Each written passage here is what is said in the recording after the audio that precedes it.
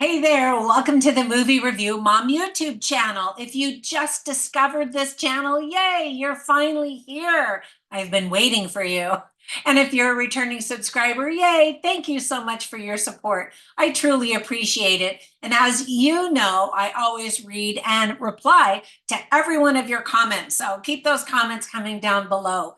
My goal is to give you the heads up on filmmaking quality and content so that you can decide whether or not you want to spend time or money or both watching a particular film. So the particular film I'm reviewing today is called The Idea of You. This romantic drama just released last weekend on May 2nd, 2024. The film is rated R, and I'll give you some tips for parents here in just a minute. It's an hour and 55 minutes long, and my overall movie review mom grade is a B+. Now, the sponsor of today's movie review is actually the book that this movie is based on. So be sure and click on that link below. It's an Amazon link. It won't cost you any more to buy that book through that link, but Amazon will reward me with many pennies. And it's a great book. All right, so in a nutshell, well, first, I'm going to give you an overall in a nutshell, and then I'll point out things I liked, things I didn't like. I'll offer tips for parents, themes worth talking about, funny lines, interesting lines, and we'll finish up with recommendations for other films that are sort of similar that you might also really like, or you might even like more than this one. All right, so in a nutshell, this May/December movie is based on the popular 2017 love story novel by Robin Lee. That's the link that I've got down for you below. The film was directed by Michael Showalter, who also co-wrote it with Jennifer Westfield. Already, it's been nominated for the Audience Award by the SXSW Film Festival. So quick tips for parents. Without seeing a ton of flesh, there are some highly charged, intimate moments, if you know what I mean. We see an unmarried couple go at it a few times with sound effects, but again, mostly clothes on and, from the head up or in the side view of a mirror or something like that. We see a man and a woman in their underwear, lots of alcohol and cigarettes, and lots of kissing. And I think kids are probably going to be bored anyway. Some of the themes that are illustrated really well are figuring out who and what you need in your life experiences, the power of social media, and the cruelty exhibited online, and the judgment and gossip of others, peer pressure, societal norms, trust, true communication, true connection, fame, divorce, parenting, and how our choices affect our children, and responsibility and respect. Okay, so the movie does all of those pretty well. So here's the list of things that I really liked about the movie. First of all, I've been a big fan of Academy Award winner Anne Hathaway forever. It is crazy to believe she is now playing the mother of a teenager when she herself still looks so young and beautiful. She plays a 40-year-old single mom, and in real life, she's just barely 41. And it would have been really fun to hear her sing in this movie. She kind of sings along to the radio with her daughter, but she just looks amazing and is just beautiful, really, in every movie she's in. Obviously, I'm a fan. And the first time that I ever saw Nicholas Galitzine in anything was the musical version of Cinderella that Amazon Prime Video produced.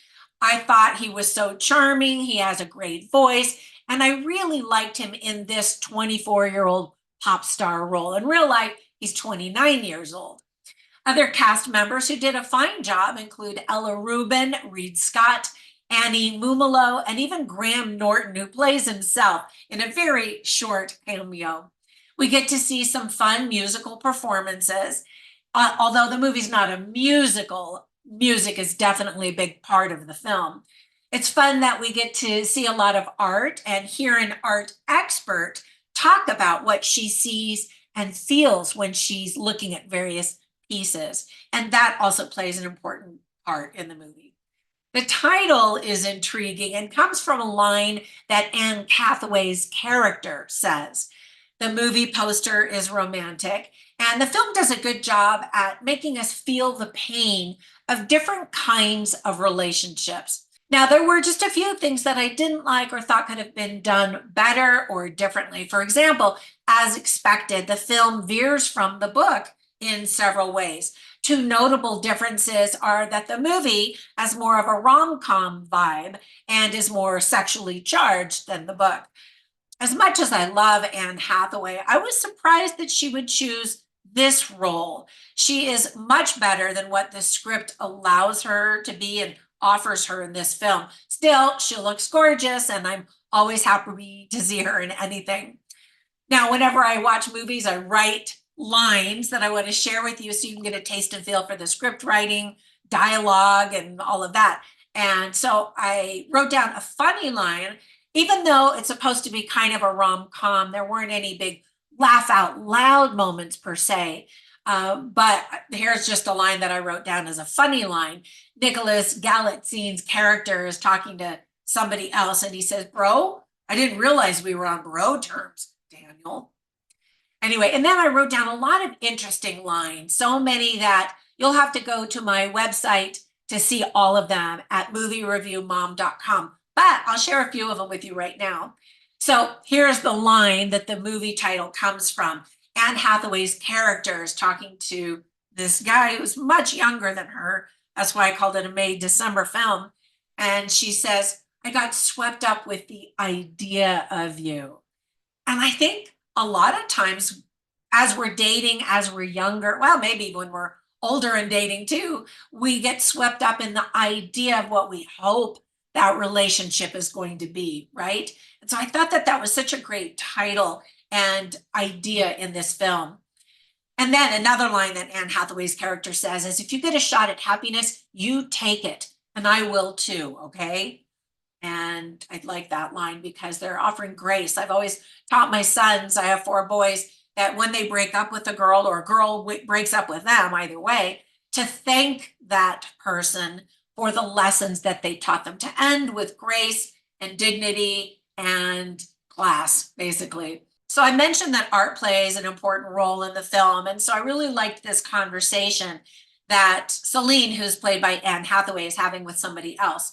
And she says, "This piece is from my friend Sarah." And she's showing this beautiful piece of artwork. And the other person says, "What's it called?" And she says, "Unclose Me." And then the friend says, "What do you feel when you look at it?" And she thinks for a minute and she says, "Everything." And isn't that really the ultimate compliment for a piece of artwork? But there's more to that than I'm going to share. I don't want to give you a bunch of spoilers. But anyway, it's really sweet what happens with that particular piece of art.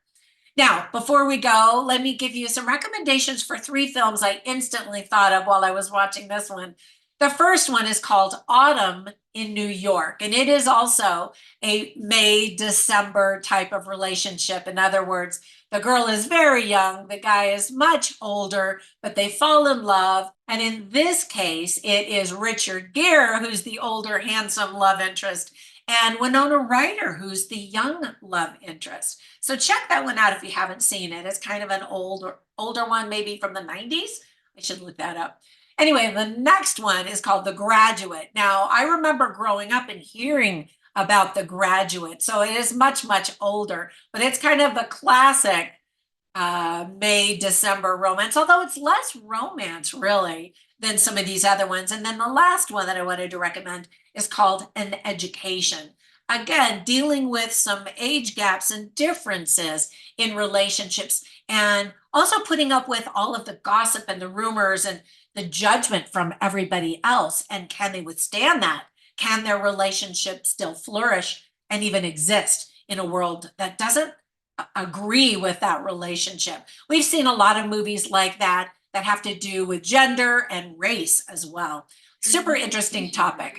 All right, that's it. I would love to hear what you think of the movie after you watch it. So comment down below. And when you get a minute, run over to my Facebook group called Movie Review Mom. And you can also find me all over the place on social media as Movie Review Mom, or my name, Trina Boice, where you can learn about my books, my online courses, and my other shenanigans. Have a fantastic day, and I'll catch you in the next one. Bye for now.